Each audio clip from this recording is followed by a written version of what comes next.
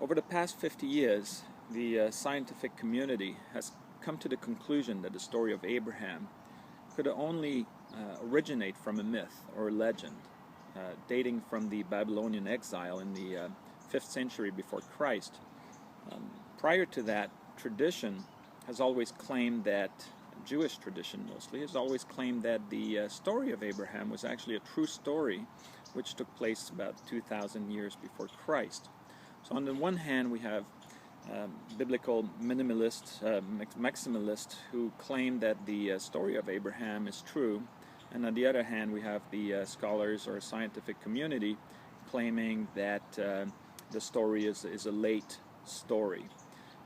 That's why they're called minimalists. And so we have dichotomy, we have a paradox between the maximalist position and the minimalist position, and obviously they're both claiming to be right.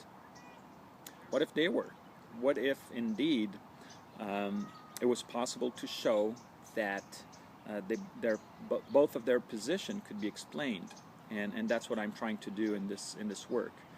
Essentially what I'm showing is that 2,000 years before Christ, the ancient Israelites were celebrating the cult of the ancestor, and so they were venerating their dead, and they were venerating their ancestors.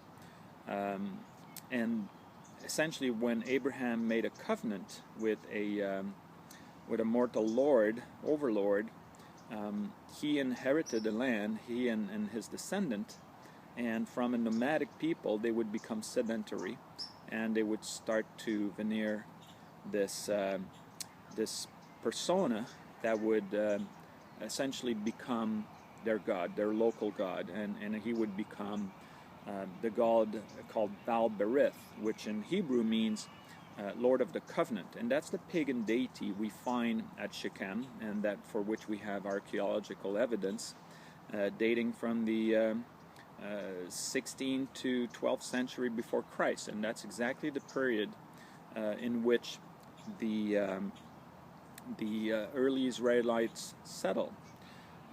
You also have archaeologists such as Israel Finkelstein, who published the Bible Unearthed a little more than 10 years ago, in which he showed that through archaeological digs there were no difference between Israelites and local populations. No wonder there was no difference. They were all pagans back then.